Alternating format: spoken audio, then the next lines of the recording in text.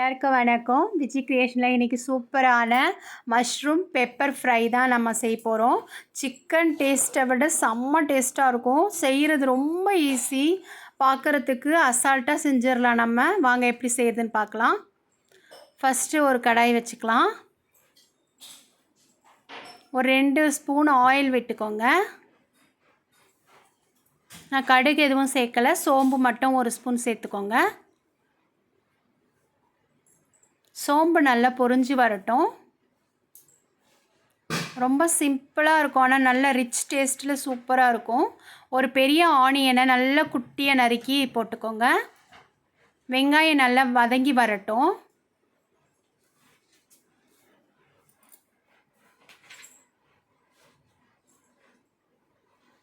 கருவேப்பிலை ஒரு கொத்து போட்டுடலாம்.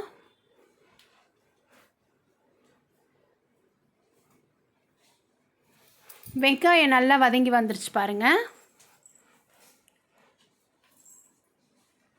போய் இஞ்சி பூண்டு பேஸ்ட்டு 1 ஸ்பூன் சேர்த்துக்கோங்க.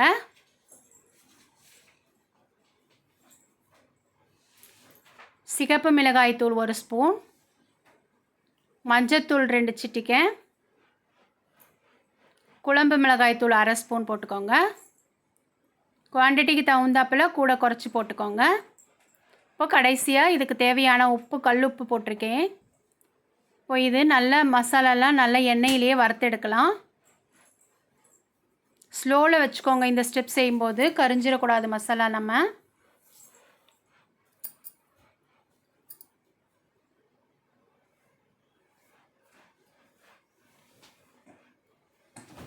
இப்போது ஒரு 1/4 கப்பு இல்லை 1/2 கப் அளவுக்கு தண்ணி விட்டுக்கோங்க. மசாலாலாம் நல்லா கொதித்து வரணும். நல்லா எண்ணெய் திரிஞ்சு வரட்டும், அப்படியே மூடி வைக்கலாம். இப்போ பாருங்கள், நல்லா எண்ணெய் திரிஞ்சு வந்திருக்கு பாருங்கள்.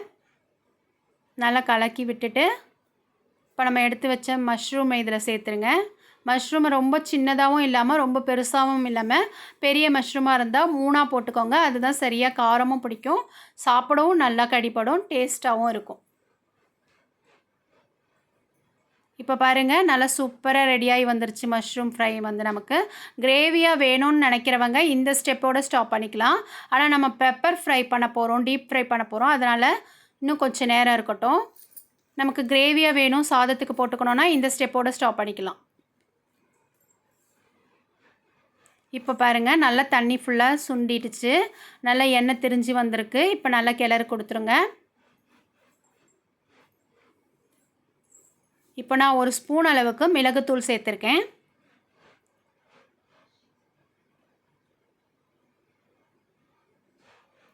கொஞ்சம் ஃபுல்லாக ஸ்லோவில் வச்சு செய்யுங்க இந்த ஸ்டெப், அப்போ தான் நல்லா வரும், கரிஞ்சிடக்கூடாது. ஆல்மோஸ்ட் ரெடி ஆயிடுச்சு பாருங்கள். இப்போ நம்ம கொத்தமல்லியை நல்லா கைப்பிடி அளவு தாராளமாக தூவி விட்டுடலாம்.